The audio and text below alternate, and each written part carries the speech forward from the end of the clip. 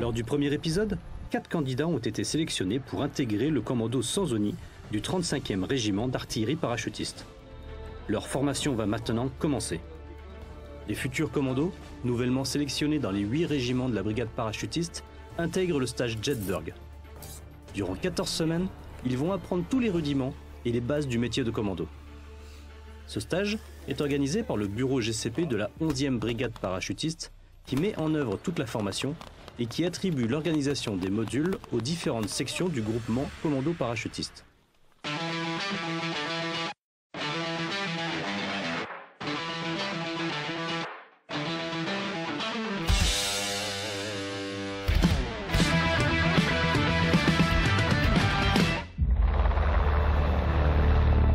Le stage de Jedburgh, c'est le stage de formation initiale de nos futurs équipiers commando parachutistes et s'articule autour de plusieurs modules qui abordent un peu tous les domaines que l'on peut retrouver au sein d'un groupe de commando parachutistes. Chaque module est éliminatoire, il faut qu'à la fin de chaque module, il y a des tests qui sont dispensés pour lesquels les candidats doivent réussir le module. Parce que dès ce soir, on passe en mode M, full M, en mode nuit. Lors de l'un des premiers modules, les stagiaires apprennent les techniques de prise de vue avec des appareils photo professionnels. Donc le module photo, il consiste dans déjà une partie théorique, de leur apprendre les bases de la photo et les différents boîtiers qu'on peut utiliser au sein de la brigade. Le but de faire des photos dans une mission, c'est d'alimenter la chaîne renseignement pour pouvoir derrière peut-être faire des actions de feu pour les commandos. Au sein de chaque section commando, des équipiers sont spécialistes carto-photo. En plus de l'apprentissage de la prise de vue photo, l'étude de la cartographie est primordiale. Nouvelle semaine, nouveau module. Encadrés par les commandos parachutistes du 1er régiment de hussards parachutistes, les stagiaires apprennent les bases du combat embarqué. L'intérêt du combat embarqué, c'est de pouvoir en fait fournir des éléments légers sous un préavis assez rapide et leur permettant en fait de pouvoir effectuer des combats dans la profondeur. Contact à droite, contact à droite, contact à droite.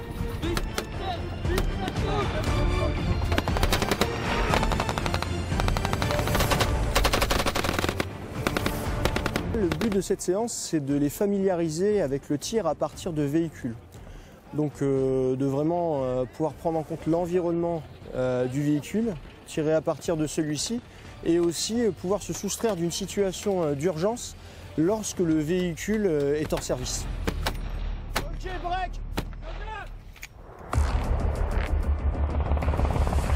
Pour les besoins de la mission, les commandos parachutistes peuvent également être mis en place par aéronefs.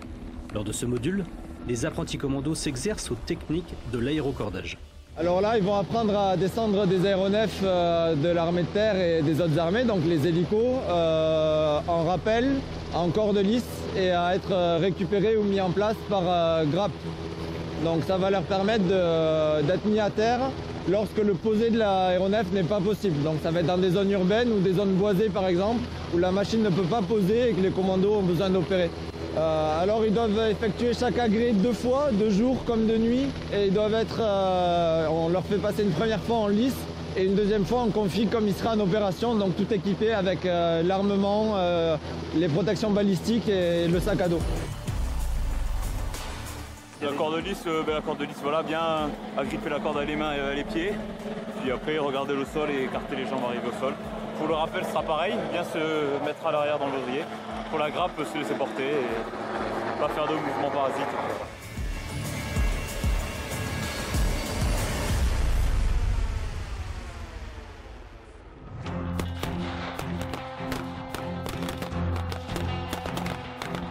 Un des plus longs modules est celui du tir et du combat. Encadré par l'équipe du 2e régiment étranger de parachutistes, il dure 4 semaines. C'est un module qui consiste à apprendre les techniques de base de tir pour un équipier commando. Et c'est un module qui se passe tout sur des champs de tir technique, tactique et parcours de tir comme on a fait cette matin. L'objectif, c'est qu'on lance encore en phase offensive et à un moment donné, on va se retrouver dans une phase qu'on est un peu dépassé. Trop d'ennemis sur zone et on va faire un éclatement. Donc pour cet éclatement, pour jouer en sécurité, on fait un stand-by sur position, tous en stade 0, et là vous faites plaquage au sol. Plaquage au sol. Balise 1 et 10. Top départ. Donc là, ce qu'on a fait, c'est que on était au contact. L'ennemi était supérieur à nous, donc on a préféré s'éclater parce qu'on était dans une position où on n'était pas en mesure de se replier. Donc on s'est tous éclatés. Là, on avait tous un point donné en amont par l'adjudant. Donc là, on s'est retrouvé sur le point. Et ensuite, on va devoir retrouver le PR, point de regroupement qu'on avait fixé.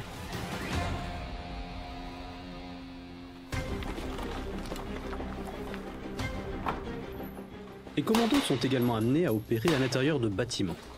Pour ce faire, les stagiaires sont initiés au combat en milieu clos.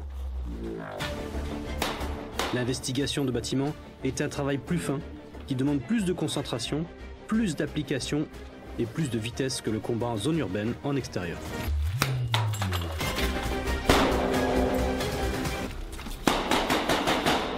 Au travers du stage, en fait, on cherche à confirmer les qualités que l'on recherche au sein de nos équipiers au groupement, et les qualités déjà de rigueur de manière assez générale, hein, de la rigueur dans le comportement, dans l'état d'esprit, dans le travail, et une certaine constance dans cette rigueur, parce que le stage est assez exigeant. Les modules s'enchaînent les uns à la suite des autres et ça demande un travail personnel obligatoire pour assimiler et pouvoir restituer ce qu'on leur a enseigné. Les futurs commandos passent leurs derniers mois au Centre national d'entraînement commando avant d'obtenir le tant convoité brevet Jedburgh. Ils suivent une formation dans la formation, le stage moniteur commando spécialisé. C'est un stage qui s'appelle le moniteur commando spécialisé, dans lequel en fait ils apprennent plusieurs techniques de commando et de l'instruction tactique spécifique qui est prise en compte par l'encadrement du Jedburgh pour leur faire restituer un petit peu tous les savoir-faire qui ont été enseignés tout au long du stage dans un cadre tactique de nuit et en état de fatigue, puisqu'ils cumulent aussi bien la journée les instructions délivrées par les moniteurs du SNEC, enfin les instructeurs du SNEC, et le soir les restitutions tactiques avec les encadrements du Jedburgh. Mettez-vous dedans, première dème, après petit déroulé, faites correctement les obstacles, après on s'échauffe, après chrono, ok? Je m'assure sur la manie, puis je pars sur le câble.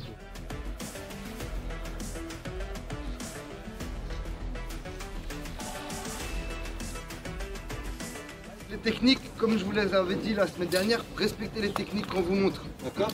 Les 10 minutes, ça comprend de mettre les assurances, de renvoyer les assurances, pour rapidement vous basculer en trimér, on est déjà en retard et on va au HAB. Allez, rapide. Les commandos peuvent être mis en place par voie nautique pour une mission. Les stagiaires apprennent donc les rudiments des infiltrations en palmage et les déplacements en kayak.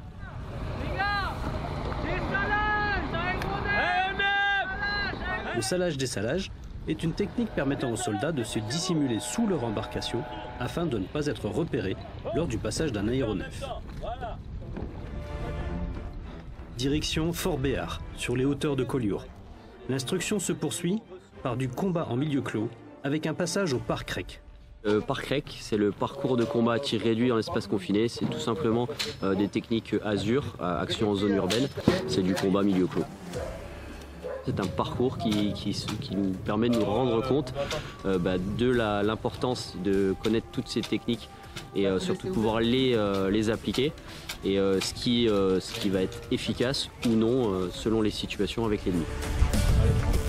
Mission du commando, reconnaître les 9 pièces principales du Fort Béart en effectuant des fouilles volumétriques. Environ 4 à 5 individus armés d'AELI seraient retranchés dans le fort.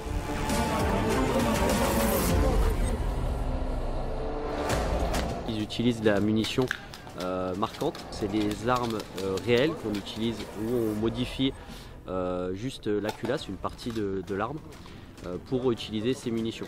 Donc c'est une munition d'exercice, donc celle qu'on utilise n'est pas létale.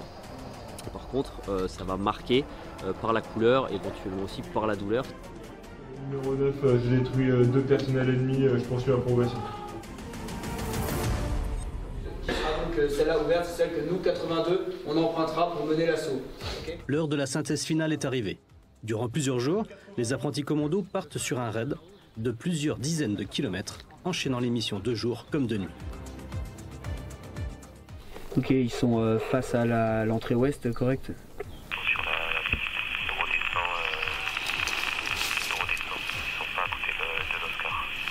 Cette semaine, c'était la synthèse à la fois et du stage moniteur commando spécialisé et du stage Jedburgh dans sa globalité. Donc au travers d'un raid tactique d'environ 96 heures, ils ont restitué un peu tous les savoir-faire, aussi bien qui leur ont été enseignés dans le cadre du moniteur commando spécialisé, mais aussi du Jedburgh. Jedburgh, c'était l'élite de l'élite. En 1943, le commandement suprême interallié recrute des volontaires parachutistes pour l'épisode le moins connu de la Seconde Guerre mondiale, l'opération Jedburgh. Cette cérémonie de fin de stage acte la reconnaissance de votre capacité opérationnelle individuelle à servir au sein du GCP. L'insigne qui va vous être remis marque votre appartenance à cette famille.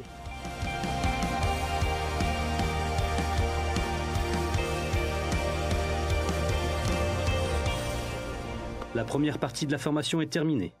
Les commandos parachutistes vont maintenant poursuivre avec la partie spécifique au parachutisme en intégrant le stage SOGH, le saut opérationnel à grande hauteur.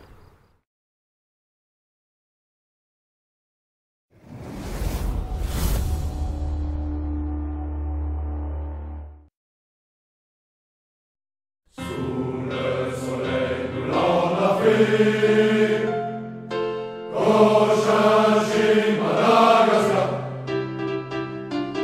une phalange magnifique a fait flotter nos étendards. Sa devise honneur et vaillante